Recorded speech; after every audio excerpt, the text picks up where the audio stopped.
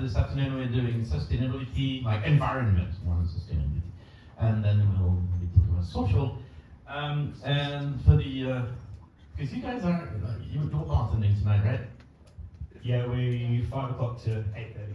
So, which is why they need to be second and not, third. All right. So, for this panel, we have people from all over the world.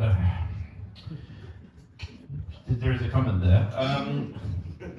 So from here we have Evan Stroop from the Oaxaca. Is that said right? Sort of. Yeah. From the Waratah. You need to put on the Australian accent. Yeah.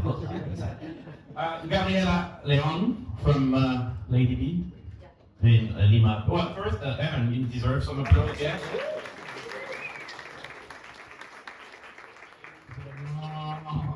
Long way. And a very long way too for Gabriela. 12 hours. Yes. Well, that's from Lima. So Lima.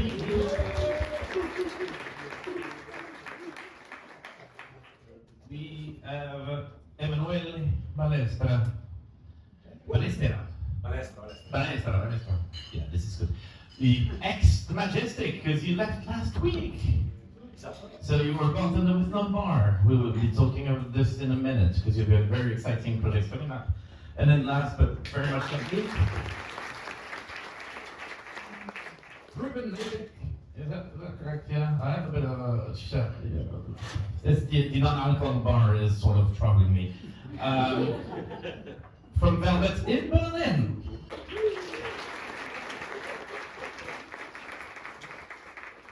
We don't have a Frenchman, but Emmanuel has been spending the last 10 years in Cannes, and the Germans always trying to come to Paris, so we should be fine. Sorry. Alright, so what we decided we would be doing is start with a bit of a sort of info about what you guys are doing in your bars, because obviously when we're talking about environment and sustainability, we're also a lot more and more talking about local products. It's quite fascinating. We've come a long way. A few years ago, it was all about what am I doing with all this plastic, and now it's really about looking around us and seeing what's what we can use, and these unknown products that maybe could be put to good use in a cocktail without killing anybody. Even you're living in the most dangerous country on earth. Yes. So yes. Yes. So my name's Evan. I'm the owner of the Waratah in Sydney, which at face value and surface levels, it's quite simple. It's a corner neighbourhood pub. Downstairs a public bar where we change the menu every week based on what's fresh and what's local and what's seasonally available. And then upstairs we have a restaurant where we change the menu every 6 months. Each menu we kind of focus on a different region in Australia. So we might go to the Daintree rainforest, or we might go to up to the northern rivers of New South Wales.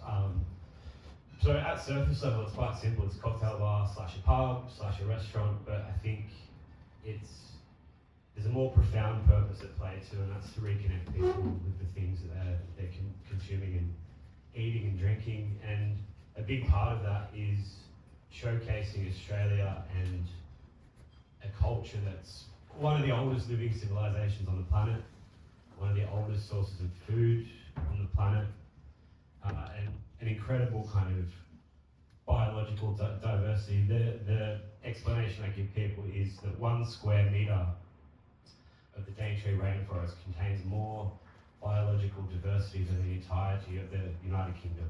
So it's a vast country with so many different microclimates, and we try to communicate the story of Australia through everything that we do. And a lot of that obviously has to do with the environment. Thank you.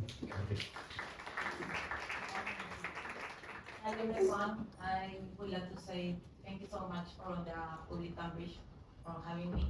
I feel really proud and honored to be here with a lot of amazing professionals. Lady B is I'm a chef first of all, but I'm involved in the liquids science maybe 6 years ago with my husband. He's bartender and my sister too. Lady B starts like 6 years ago. it was to be a house, but we adapted it to be like a cocktail bar. Was born when I used to live in the jungle, from a desire to connect to the region, adapt to the environment, and also showcasing Peruvian ingredients. Be really proud to be Peruvian and have our diversity. But the most important part to also talk about the persons and the people behind our ingredients. So every time we say in Lady B, we don't have signature cocktails, we have like a product-driven cocktails. And every cocktail tells a story about the producer or maybe that part of the geography in Peru, and it's really nice. Lady B means abeja señorita. It's the smallest English native bees from the Amazon, and they have been thousands of years pollinating our forests. It's a beautiful story that I think resonates really closely to Emmanuel, who would love to see one of those bees in the wild. And I think also what you just mentioned about the people behind the product, I think it's something that we're going to be discussing in a moment, because this is something that every single person on this panel was talking about before the panel. Very, very happy to be here, especially on this round with this beautiful natural person. I'm Italian, and now it's 11 years I work in Cannes. Cannes is very famous for film. It's not that only care about movies and stars. I'm there because I like natures. I'm a bartender, but my hobby is botanical. So I study a lot for now 14 years. Next to Cannes, you have a city called Grasse, and actually it's the world capital of perfumes. So that's what I study. I have a new project with all natural raw material eatables. I have a few gardens in Cannes, on the rooftop to the Majestic. I care about with 6 guys. I study about ecosystem, so insects. So I have house bugs. So this beautiful insect like ladybird, the spider, they eat the cells of the plant. So I have my beautiful garden clean and properly kisses every day. I have some mimosa from Australia. I have from Michter from Peru. From Germany, I don't have anything. But that is good. And I do this job. I'm not only by myself. We have a beautiful team.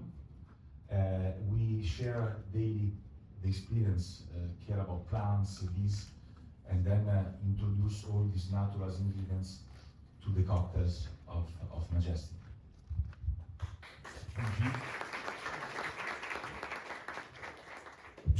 Action. Hello, I'm Ruben from Berlin. I work as a bartender for 19 years now, and 8 of those at Velvet in Berlin. I'm not an owner, I'm the head bartender, my bar manager is here today as well. The two of us are kind of responsible for everything at the bar. The owners are more silent in the background, and we do what we want to do conceptually. And so we started 8 years ago to have a weekly changing menu that's rooted in the seasons and in the plants that grow around Berlin at the time of the year. And at that time, this was not so 8 years ago, this was not so much a thing in bars, certainly not in Germany, but also in Europe, not as much.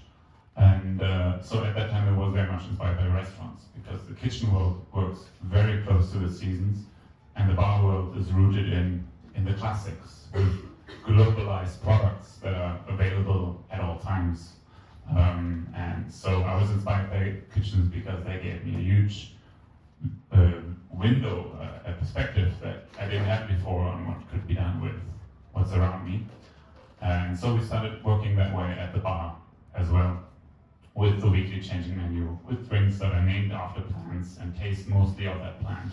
And we have a lot of very exotic ones there, because we also go picking wild, and there's stuff that you've never heard about. And what I found most interesting about this, other than sustainability, is it also gives an identity to the bar immediately. And if I travel to Peru or Australia, which are completely different ecosystems, I will get an impression of what's, sorry, France is too similar. You have nothing from Germany, so.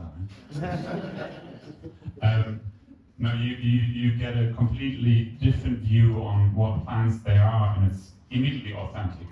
And this is what I love. Yeah, so for the menu we do 75% of sourcing from farms and local farmers, small farmers, organic farmers, and about 25% of it comes from wild foraging that we do ourselves. Yeah.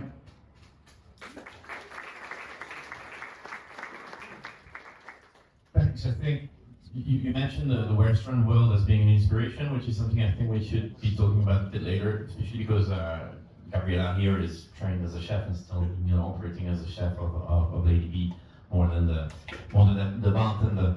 But Ruben, there's something that you said yesterday. You were asking me if I'd ever been foraging, but like real foraging, implying the drastic hue of foraging experience, which are not really foraging experiences or stuff like that, or even bars. That you just go on the beach and then find something to play with. And you said, because if you've been foraging for real, then you'll see the world with different eyes. Is that what you were saying, right? Because Yes. it was a bit late yesterday when you said that. Yes, we were at a special dance experience, and it was quite late. Yes, it does. Most of what we do at Velvet, we had to teach ourselves because the knowledge sources were more in the Western world and not in the bar world, and also the knowledge resources were in the foraging community, which exists, but can also lean into the esoteric to some extent, which you have to avoid because you don't want to kill people. So in teaching ourselves and with every year picking up new plants that we really try to learn everything about on how to identify them, you change your vision. You change your vision of how you go through the city and how you go through nature. Like if you watch the movie Terminator, they have this scanning, when you look through the eyes of the Terminator, there's like this scanning view of everything. This is how your view changes when you walk through nature now. You immediately identifying all the plants all the time. But also you start noticing the impact that the seasons have. Like if it's a dry year or a humid year, if there was an early frost and how that affects nature. So you can immediately see the impact that nature has. And I think that's a good thing to have with perspective on sustainability. Okay. Evan, I think you have some, similar experience, but yours would be maybe a bit different in terms of Australia is the society that it is, and you were saying it's like a very ancient civilization that was sort of wiped out or forgotten about, and so a lot of the products you're looking at were never thought to be food by you guys. Yeah, it's almost a sense of food racism, right? You've got what is literally the oldest civilization on the planet, continuous civilization on the planet, whose land was effectively stolen, and now what we're looking at is a marginalised culture. And so much of the food knowledge that is attached to that culture and inseparable from that culture is missing because it was treated as though it was without value, and you've got the staples of bread and imported citrus and crops that were deemed more desirable and more farmable. So you have this kind of huge chunk of knowledge that's missing. So part of what we do at Waratah is there are some things that we forage ourselves, but it is more important to us to ensure that our purchasing power and our spending power goes back to the communities who effectively own the intellectual property of this produce. So to put that into perspective, if you think about the First Nations food industry as a whole, which is now a multi-million-dollar industry, First Nations Australians represent less than 1% of that supply chain. So that's from farmers, growers, through to distribution, all the way to kind of the final user, which is us. So for us, it's less important to, you know, it's more of a sustainability from a cultural lens, less than it is a kind of raw environmental one. When we purchase this produce, want to ensure that our dollar benefits those who need it most. Does that make sense? Well, no, I think it absolutely makes sense. No one is laughing, so, you know, it's serious stuff. But Gabriela, I think, I mean, it's a different experience, but Peru is deeply in equal society. It's also one of the most famous food culture in the world right now. It's very trendy. Lots of people are going to Lima to spend a lot of money on meals, but at the same time, a lot of those produce, you know, they're used in meals, and you're using ingredients that are coming from like small communities. And you get work a lot with you know, local experts on everything from biology to anthropology, right? Yes. We work in ADB in an interdisciplinary way with different professionals, like anthropology is focused in Peruvian cacao, some sea biology is focused in researching some seaweeds. So that's really nice because we have a lot of information about the things and knowledge that is really important because we have a big role, like in gastronomy. Gastronomy is a great tool to convey different messages. So bartenders, chef needs to know like we live in a sustainable world, like it's overpopulated, and we need to do like balance things. You know, it's really difficult to work with the small suppliers because sometimes for the weather, or sometimes the product is not available. But it's really nice too because you need to be more creative. You need to think like ways to preserve and conserve all the ingredients for the whole season. And also, it's expensive. No, it's more expensive because you need more effort to have these ingredients. But it's I don't know, but it's a reason why we talk a lot with the people who visit us in Lady B, because these ingredients have a different value. That brings us, because you all talked about relations with producers, meeting them, or walking around the nature, having stories to tell. And sometimes when I talk about environment and gastronomy and you know, cocktails in general, that idea that there's a lot of greenwashing, which is a way of storytelling. It is a storytelling. But your side is a more of a positive storytelling, right? I mean, so how important are stories to what you're selling? We always talk about stories as though, you know, this concept of story is flavour at the Waratah. I think obviously knowing where your food and your produce comes from is environmentally important. It has an impact in terms of food miles, etc., etc. But it also has, it's more functional than that as well. If you have an orange, it's just an orange until you know that it was grown by a 75-year-old man called Peter who looks like Santa Claus and drives in his 40-year-old Toyota Corolla to the Waratah every day and drops it off in fruit bags. As soon as you start connecting stories about locality to your product, and sommeliers have been doing this forever, and chefs, it adds another extra layer of personal connection and appreciation for the product, and that is flavour. Talking about personal connection, you were telling me about you were creating ecosystems. But you can't tell the story of those ecosystems, right? I guess. Yeah, actually, I think this is my opinion. When you're talking about natures, you cannot pretend to know and say, okay, the first flower of the year is violet in January, and then mimosa, and then cherry blossom. Is that the schema is that?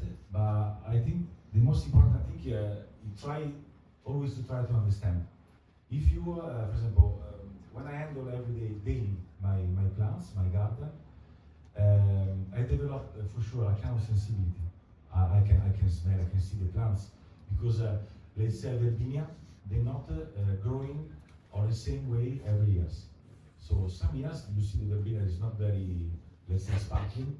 So you take out, you replant it behind the tree, a little bit under the sun, and you see the Verbinia is growing much more quickly, full of energy.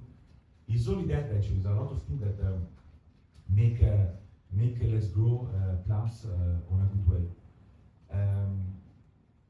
I love beehives because bees, okay, in one beehive, let's say in the month of June, you can have between 40 and 60,000 bees in one beehive. All of them work for the one and only, the queen. Okay? Each bees have a different kind of mission. When they go up to the flowers, automatically the flowers are stimulated by them to the growness of the flowers. It's something like that you do stretching when you wake up and you start the day. It's something like that. Bees help plants. The insect, for example, I do this beautiful beehives. House of insect. So different kind of woods keep different temperatures after the sun always go down.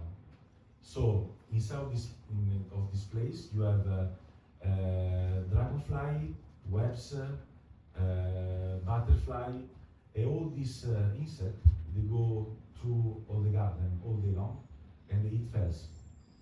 The fells are just the unlucky animals that nobody like. But actually, it's only the animals, these insects, they go to the sugar plants. So, for example, fennel flower is very sugary plants. They have a lot of fells. So what they do is a plant from Peru, from Indonesia, from Mexico. It's called la tagette. La tagette, inside you have the carotene. The carotene is the molecules of the carrots. So you plant the tagette next to the fennel and attract the beautiful dragonfly, the small dragonfly, the webs. They automatically, in 1 week, 10 days, they eat all the fells. So unlucky animals, but by the way. So what I deeply believe that nature is beautiful to always try to understand. To be connection with them, you cannot be, it's too big for us now. You cannot say, I know, I do, cazzo. It's nice to go very slowly and always try to have this connection, to appreciate them, to appreciate the funny ingredients, beautiful, to be able to transform ingredients for the cocktail. For example, now the Verbinia is the full of season. Normally it's nice to wait a big rain, a nice rain. After 3 days when it's raining, the Verbinia take all the elements from the growth, from the water, and the Verbinia they have 3 times the smell and the taste than the normal one. So life is beautiful. I was told that Emmanuel's favorite word is beautiful. It's beautiful, Emmanuel. Emmanuel is beautiful stuff. Beautiful straight, you know. It's just, well, first it's a good story because I could see the garden while you were describing it. But I think it goes back a bit to the relationship with producers. Like Emmanuel is producing something. Is that part of the thing that drew you guys to this, to like, meeting those people who are always? I'm looking maybe at you, because you work directly with farms for traditional products, right? Too. So, you know, is that something that drew you to this sort of work? Yes, as I'm sure we all do, work with farmers closely. I mean, at first, we understood the idea to work with a weekly changing menu and seasonal, so you're forced to do that. First, you have to do a change of the macro perspective, go away from classic drinks, we're going to work seasonally, and then you're forced to do that. It immediately kicks in once you work like that, everything's different. And when you talk to the farmers, you get a lot of their perspective, like what they say about the seasons, what's going to be good this year, what's not going to be available because the peach blossoms froze, so there's not going to be any peaches. But also so at least like the way we work is usually small producers, organic, quite biodiverse. You also give them a way to be sure to be financially sustainable, because you will tell them, I will buy your product. So when maybe you talk to them and they say, I want a specific plant, can you grow it for me? And I will buy it from you. This gives them financial security in growing that product. And if you tell them, hey, if you have a bad crop that doesn't look so nice, so you cannot sell it on your market stand, you can say, hey, I turn everything into liquids anyway, so it doesn't matter for me how firm it is or how it looks. It just has to taste nice. And they can sell you, quotation mark, bad crop. So you give them more financial security. And then if you buy stuff from them, like unripe tomatoes that didn't fully ripen by the end of the season, so they are still all green on the field, you say, I will buy all of those from you. I can make pickles out of them, like the fermented green tomatoes. Great, they just turned something that they were never going to sell into a profit for them.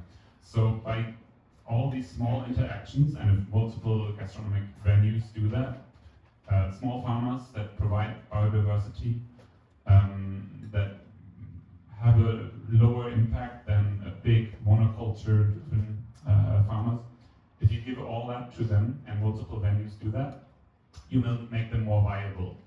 And this is something that we learned along the way, not because we were looking for it, but just because we changed the way we work, which you can only do if you're in charge, of course. Like an individual bartender cannot do that, unfortunately. You need the power of changing the concept of the business that you're working in, which is unfortunate. This is, I think, why like waste reduction is a bigger thing amongst younger bartenders, because you have more of a, like, you have small choices to make, and you can say, oh, let's do this little cute thing. Yeah, but to do this, you need to be in control, of course, but it changes a lot of things once you do it. Not necessarily because you wanted to do it that way, because it just naturally does that. I think it's one of the main initial objections to working the way you guys work, which is it's a lot of work.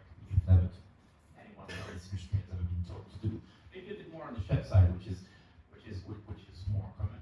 So that's one of the reasons why people don't do it, is because it's complicated. You've never been told to think that way. And also, I think you get fucked up a lot. I mean, you make a lot of mistakes on the way, and it's complicated for businesses to make mistakes, right? So, I don't know if you have any stories or advice to share on that side of things. A very easy one, learn your preservation techniques. If you want to work seasonal, you need to learn how to preserve. Specifically, if you want to work super seasonal, there's always winter. So you don't want to make drinks from beetroots and nuts all the time, or horseradish. You also want some fruit flavors, so you need to learn how in the warm seasons you produce the nice product for the cold season. Or if you don't have a weekly changing menu like we do, preserve them for a long time, so you can have your menu around for at least, say, 2 months or 3 months or half a year.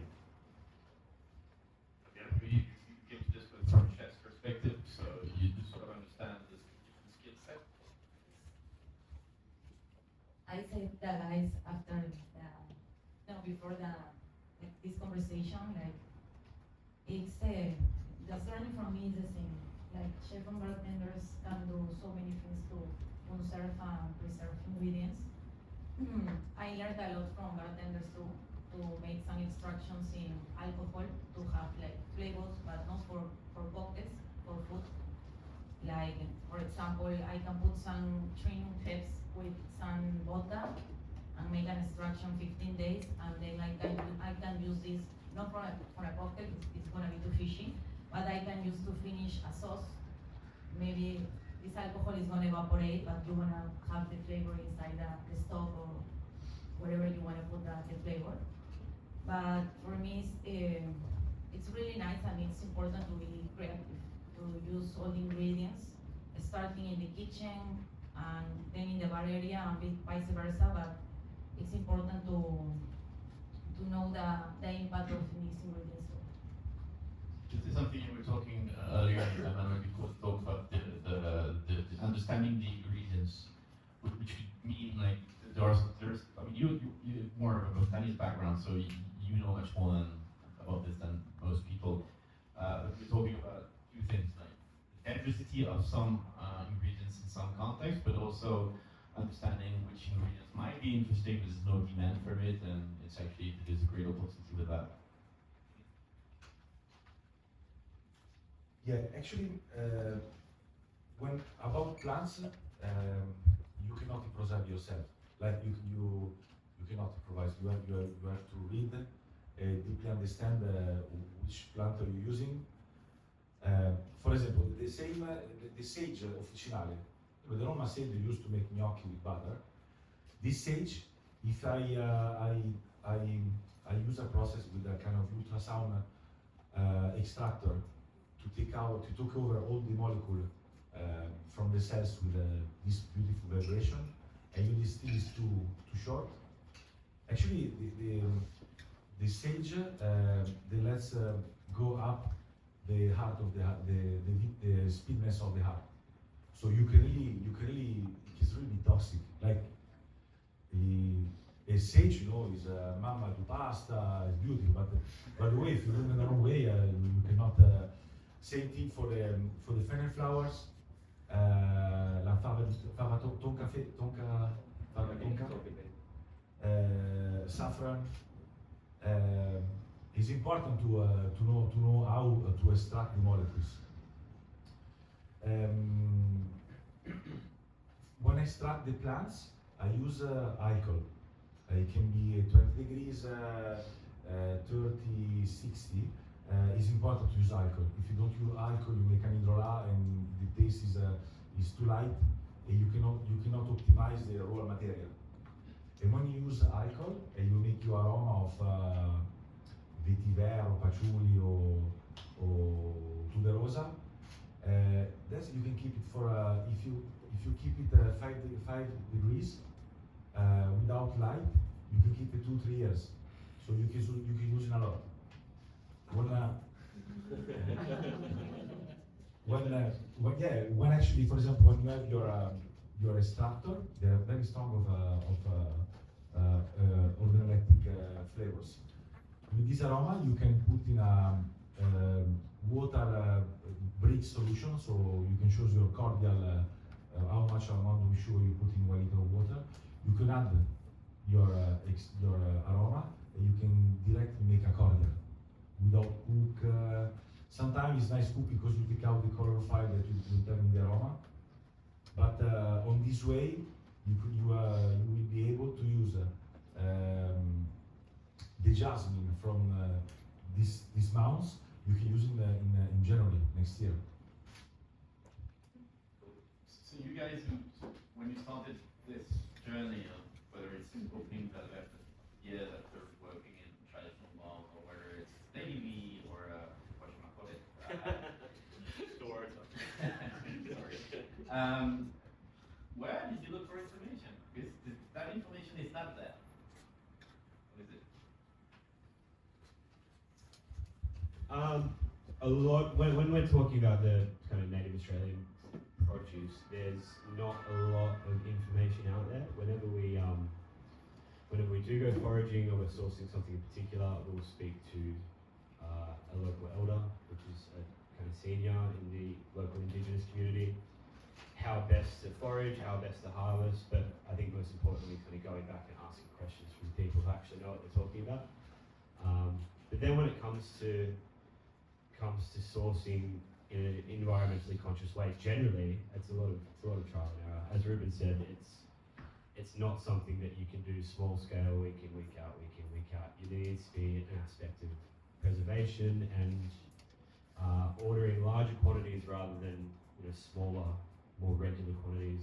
But all of that's learned through trial and error. And when it comes to extraction and the best way to get the most out of produce, that can come from anywhere. It can come from a mentor, or it can come from trial and error, or it can come from self-study, or it can come from Instagram.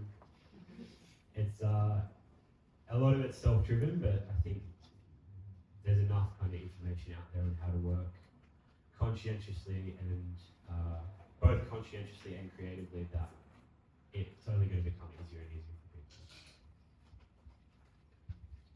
For Lady B, I used to live in the jungles, so in front of the restaurant used to be a farm. So when we opened Lady B, we start working with this farm.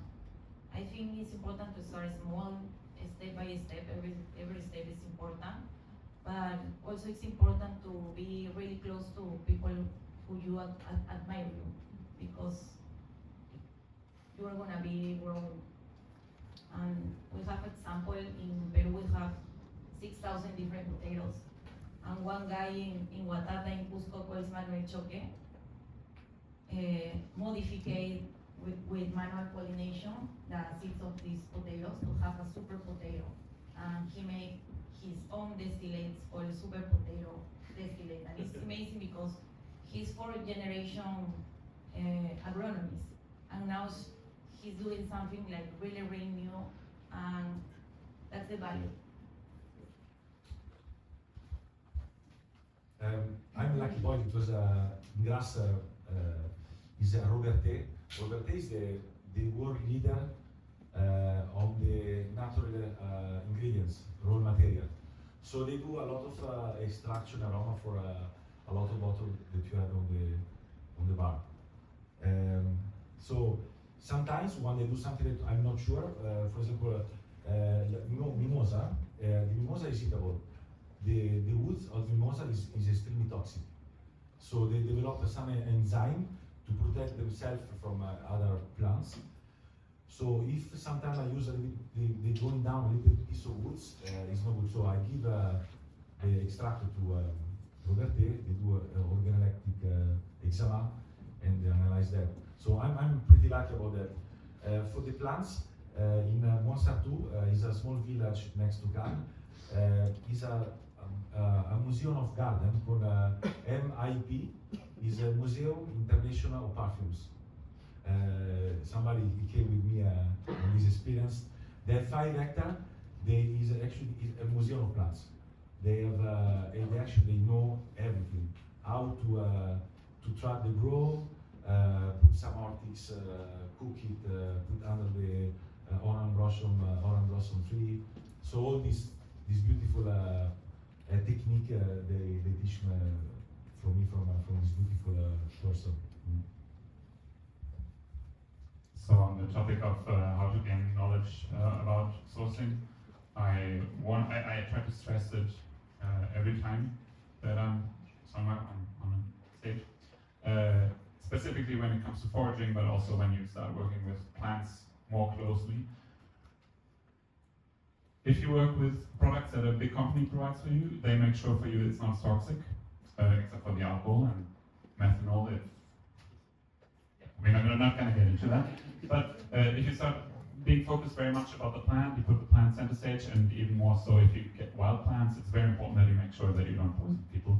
So I urge people with caution in the topic of foraging, go do a couple of courses, inform yourself about what you can misidentify a plant with, and also inform yourself, like the dose always makes the poison, so we all work with cinnamon, with tonka bean, etc. You mentioned earlier. So some things are edible, but only in small quantities, and avoid, in general, when it comes to foraging information, avoid the esoteric spectrum that exists 100%, but it's not very scientific. That's just my advice in that direction. Now that we know that you haven't killed anyone that we know of, or that you know, being careful with it. How about flavors? Because I assume like one of the differences of the cocktail world and the restaurant world is that the expectation of the guests is not exactly the same. A lot of times people come into a cocktail bar and they expect to have a daiquiri or a mojito or whatever. Obviously with the type of produce you're using, you've mentioned Peruvian, and basically the same across all the venues, I think.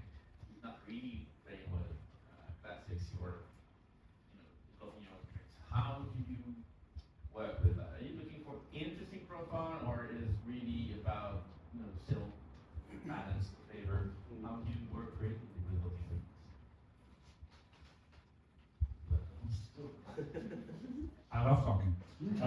didn't see that. I thought you were the shy one.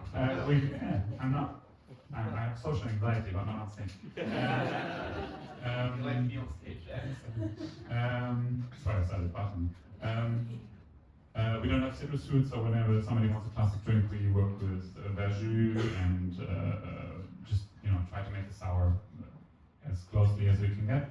I think how you make a flavor profile completely depends on the bar that you're doing. If it's more of a social space, you probably want easier, more accessible drinks, and if you have a more culinary space, then you can maybe play around a bit more. But I think it just completely depends on the venue that you have. We are a bit more of a culinary space, and I would say that we sell about 80% of drinks. No, actually, of mixed drinks, we sell about 90% from the menu and about 10% classics. And that's just because we explain the menu, and the menu is actually quite interesting, and people are like, oh, you really do that? And then they will order from it. So this works really nicely, and then you just make sure that people don't make missteps, and if they don't like the drink, you take it back and give them something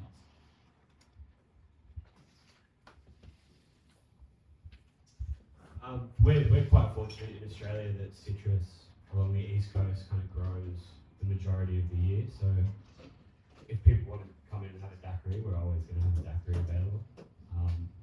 I think it's part of the business model at the Waratah is that we try and say yes to those requests more than we say no. I think it's part of being accessible and approachable, especially in an environment where we can be. We have access to that produce all the time.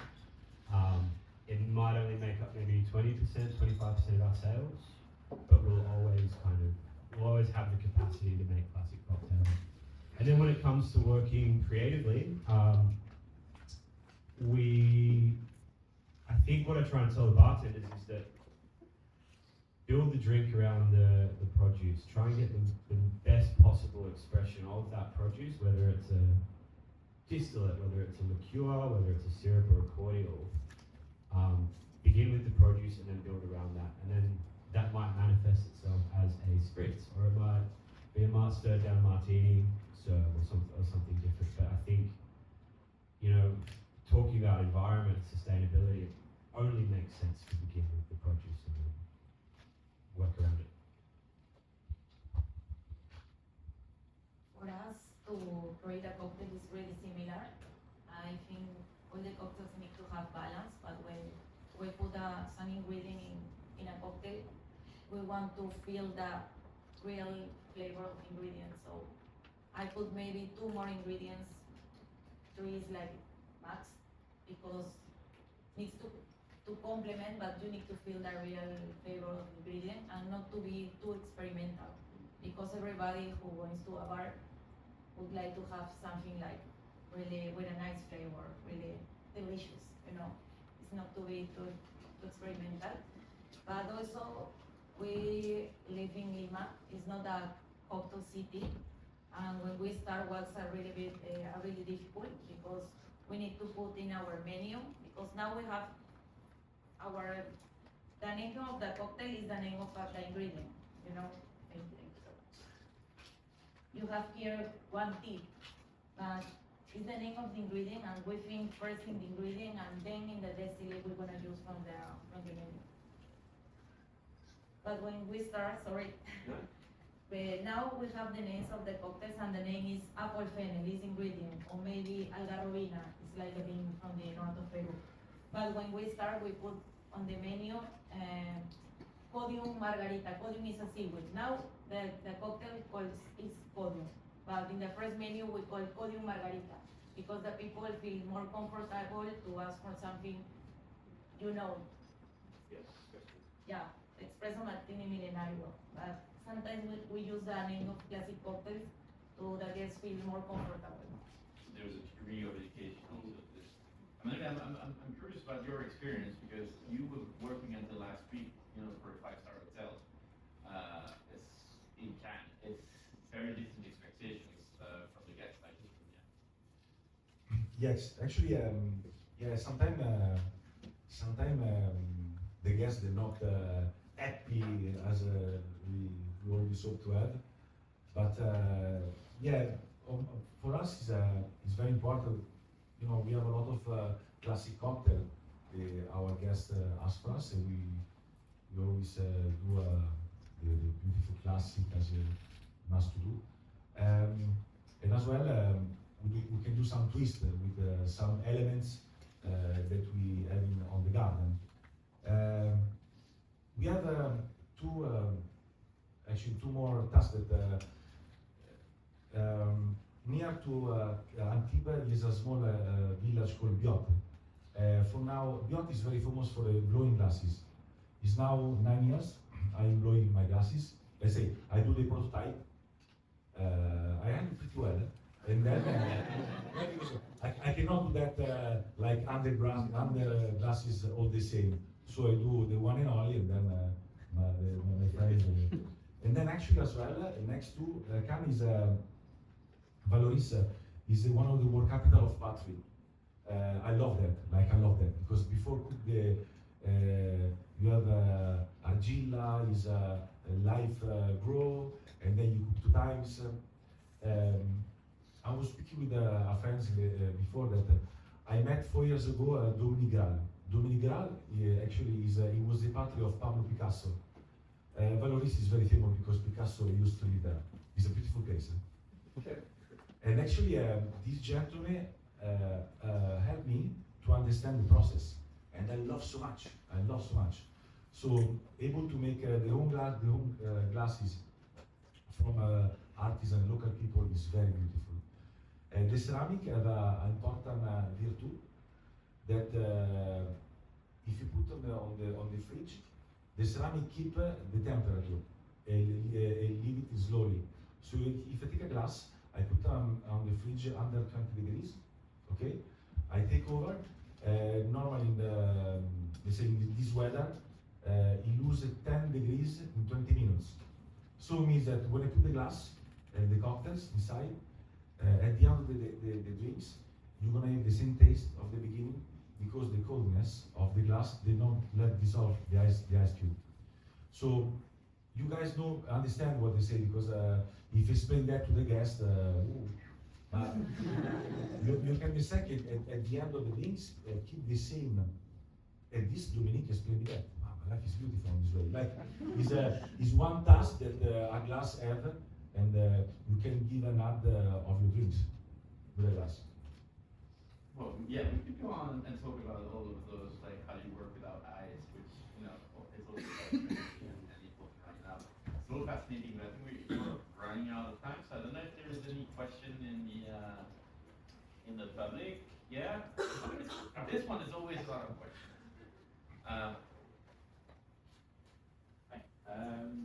So actually, the microphone doesn't work. Have you listened to it? So you all have very specific programs for your sourcing or like the chef orientation, you grow stuff, you're all very indigenous, you're very encouraging. You very briefly mentioned like, if you're a barman, you can't do what you four are doing straight off the bat, you have to be an owner, a manager, or someone available to change the concept. So what would be the first key areas really that a bartender can actually do to make a difference rather than just doing the Instagram trends of trying to use a lemon 5 different ways? What for you guys being in your position of being able to have that, what would you tell a new person, like, go out and do this first? Yeah, I don't necessarily agree that sourcing locally and thinking from a lens of locality requires you to change the concept of your bar. I think anyone, whether you're a junior bartender, a bar manager, or an owner, can take steps to be more conscientious about how they purchase things. For a young bartender, I'd probably start by immersing yourself in a community of locality. So whether that's going to the market on the weekend and introducing yourself to growers and creating that kind of personal connection and relationship, whether it's coming to these kind of things and asking these kinds of questions. To build a venue around this concept, yes, there has to be some kind of ownership involved, but making those little difficult choices, everyone can do that until they become a little bit easier. Or someone wants to add something on this? I think that a lot of bars have a small seasonal menu section, and I think that's where you can bring yourself in. And if you just start treating that as a platform for that, and if it's successful, maybe you can do 2 more seasonal cocktails at some point if it gets very successful in the way you're working it. Yeah, I think that's a great platform for doing that. Josh, you had a question? Mary, anyone? And I would like to say that it's important also to connect to people who work in different professions, but with the same ethics and values that you have.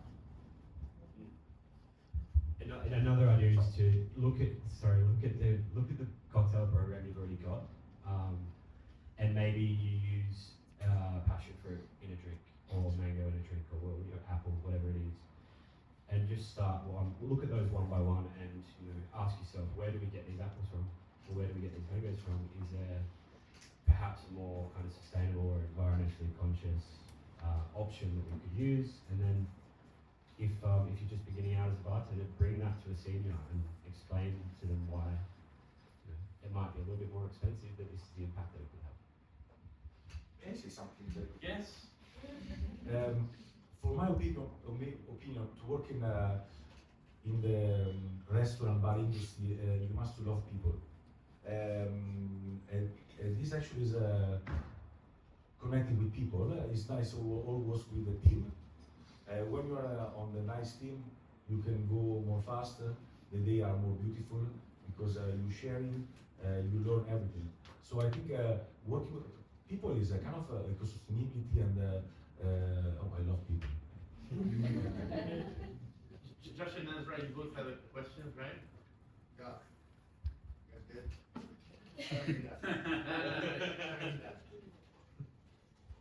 My question is for Adam. Yeah.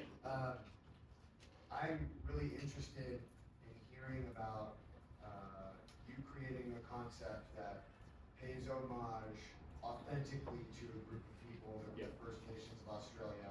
And forgive me if I don't recognize that you are part of that group because you're white presenting. How has that been? Have you faced criticism for it? I know across so many different things, people that are really well-intentioned sometimes come under fire for doing things that It might feel capitalizing off of this and it's how do we kind of navigate the journey of not just being tokenistic and extracting financial gain from a community that is not mine. It's a touchy subject. I am convinced that there is no ethical path forward in Australia that doesn't in some way, and the Waratah is not necessarily built around First Nations people and produce, it's simply an artery that runs through the business. Okay.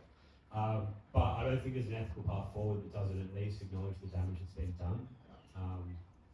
And part of that for me, it's not just about using, kangaroo tartare is about as indigenous to Australia as a mango is. Like, it's not about using the produce, it's about ensuring that our dollar value goes to the people to whom it has belonged for 50,000 years.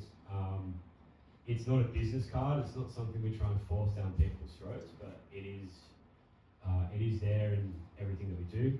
So, for example, at the back of our menu, we'll list by name every single producer that we work with.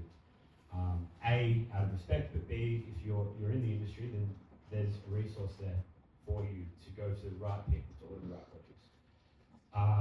It is a touchy subject, and I think a lot of venues in Australia fall into the trap of being performative when it comes to using produce like this. It's like, is putting finger lime on top of oysters enough? No, it's not. That's tokenistic. For us, it's less about how we use it and more about who it comes from. Have you had to deal with those sorts of criticisms? No, surprisingly not as much as you would You're the expect. first one. Mainly because I I think it helps that I haven't shut up about it for the last decade. No, look, I think I haven't honestly. I haven't had to explain it. I'm sure people have thought it before, but I think at the end of the day, your product speaks for itself. There's an earnestness and a genuineness and a thoughtfulness behind what we do that I think kind of jumps off the page. So maybe that has something to do with it. So each of you kind of touched a little bit on fermentation, distillation, things like that in your processes. I wonder if you have some suggestions or tips on those things all take quite a while, right? I'm making a cocktail and it takes 7 to 8 days to ferment the byproduct to make the next cocktail. And you've got 3 weeks essentially of a cocktail before it hits the menu. If you have suggestions on ways of limiting that, reducing the amount of time versus the actual production capacity for your venues. It seems like each of you have slightly different sizes. That's a good question. We do processing every Tuesday and Wednesday. The menu changes, so not every plant goes on menu the next day. A lot of them do, and we just have to plan our menu ahead because due to that. The easiest pathway is juicing. Juicing is king. As long as you can prevent oxidation and everything, juicing is a great tool. And then distillation, which I'm sure is not available to everybody, has legal problems, has the problem that the machinery for it is very expensive. A lot of people that have the capability to distill don't do it to the extent that I would think is ideal. But distillation is a great tool. It's very quick when you run small runs of the herb distillation. You have all the flavor of the plant, and you have it available in 1.5 hours, and you can work around that. One more question, then we really need to move to the next one. Thank you very much. This is very impressive to see like all the work that you're doing in your home bars. One question is, this is not a critique, but obviously you're the way the work ethic that you are applying in each of the venues that you guys are working on. Do you apply the same work ethic in terms of organic, sustainable, and when you're sourcing the spirits? Because after all, we know this is a business, and Yeah. say that. Yeah, it's short answer is no in Australia. Who's heard of 4 Pillars? The gin, 4 Pillars. It's one of kind of Australia's biggest brands. In California, I think it costs $40 Australian dollars to buy a bottle of 4 Pillars gin. In Australia, it costs $80. It's we're probably I think it's the second highest excise tax on alcohol in the world, or close to. It's top 3, it's up there somewhere. Which means that building a bar program around local spirits exclusively is just not economically viable, as much as we wish that it was, because it's probably the easiest decision to make as bartenders, right? It's if we have a wonderful gin or a wonderful vodka that's produced locally, why wouldn't we build our concept that speaks so loudly about locality around those as well? So from my perspective, the simple answer is we'll go under in 3 months if we did that. You know, it's too expensive.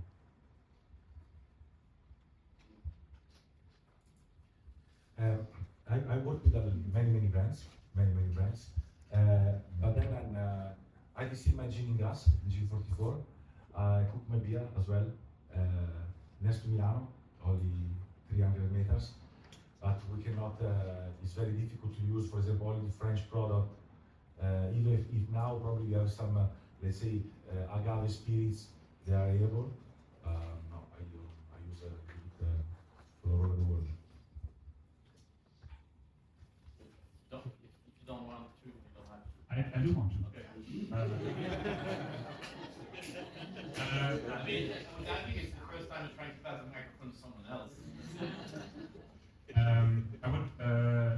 I like this question because there's an elongated something attached to that question, which is working with brands. Aside from the product itself, the answer to your question for us is no. But working with brands becomes very difficult in multiple ways. They want their drinks for an event like this, they want it maybe 2 months ahead. We work like from week to week, so it's always for us like, can you not be flexible in that? B, events like this require people to travel from all over the world. So when you're saying, "Ooh, it's so sustainable," but the whole bar community has all these events all over the world, and you feel like you need to take part in them to be in something like the world's 50 best list or whatever. Then everyone's flying around the world, and that's not a very sustainable business practice to have in marketing your bar. And then third, as we can see in certain political situations, topics like sustainability, diversity is another topic, a big one that was also, I think, picked up on as a topic by the bar community. Certain topics are political to an extent, so when a government goes into a direction where they are trying to let's say punish a movement that goes into this direction, it also means that a big company that has capitalist interests will maybe stop enacting policies in their company that support this movement. So maybe you've worked for a couple of years with this brand because they want to support you in what you do, because it adds to their marketing value in that direction. And then they stop supporting you because their mothership said, we cannot do that anymore, otherwise we face problems. So I caution you to always rely on brands for sustainability. And on the other hand, I would urge brands to, if it's about sustainability, some things need to be think over.